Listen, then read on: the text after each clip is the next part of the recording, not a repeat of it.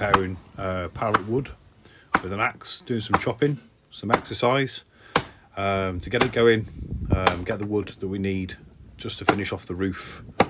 There's just a few final parts to go on the roof.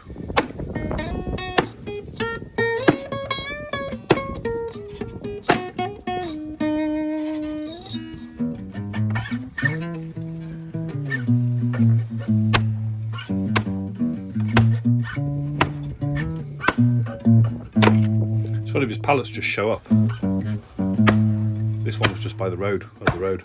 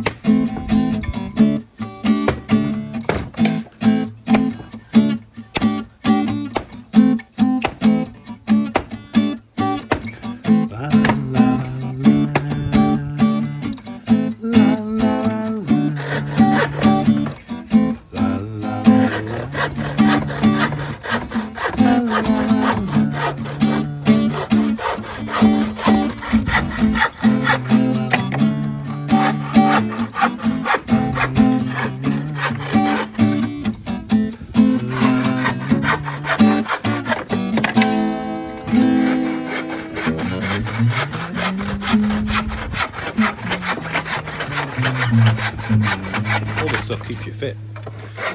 All this work, like chopping, sawing, carrying, lifting. Basically, you've got to do quite a load of manoeuvres to get to the place as well with all these materials. So, you know, it's a case of just like stuffing things into rucksacks or just carrying it in your arms and then having to obviously, you know, do loads of manoeuvring when you get there as well. Now this is climbing up into the actual, on top of the roof of the structure to just fix those pieces of the wood that I just got from the pallets. Just in the final parts of the wood that I need to do, I'm just nailing them on here. I'm looking round a bit because there were people in the distance I could hear with chainsaws and things, and because the foliage is so like almost winter time ready now at the moment, you know, very hardly anything on the trees. It's probably the easiest time of year to be spotted, so I'm trying to do everything sort of, you know, as quietly as I can do really. I'm not really moving around that much. When I do move around in the place generally, I tend to be quite stealthy and quiet and aware of all my surroundings, which I quite like anyway, because I think it's all like hones your senses and everything. You know, if you think about like the wild animals that are there, like foxes and things, you know, they're all very stealthy, you know, honed. I mean, the average person just like chucks themselves around without any awareness of the noise or the visibility that they make, because they don't have to be stealthy unless you're doing something like this where you have to be.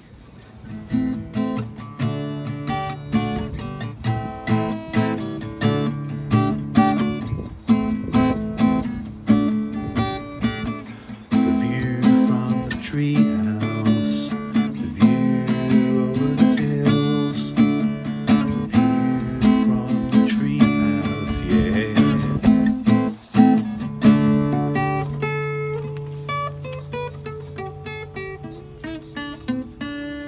This is getting some of the clay. The area around those here is very clay-like soil.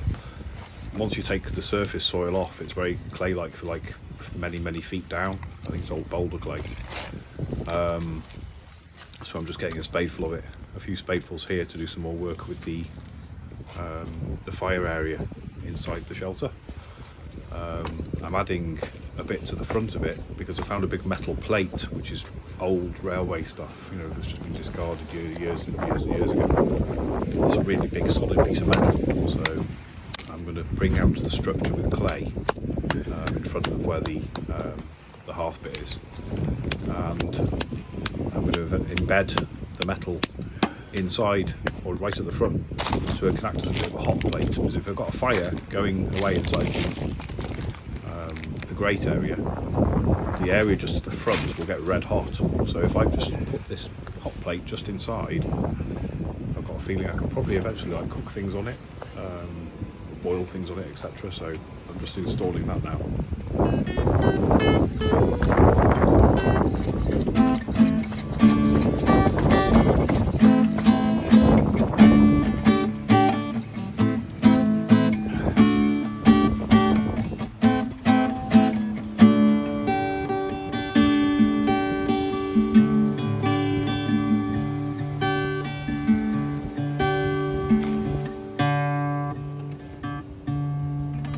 Little robin that comes to join me every time I'm there. Because I disturb the ground, he eats any of the grubs or worms that get disturbed, and he's just having a worm now, I think. Yeah, he tends to turn up every time I'm there. Cool.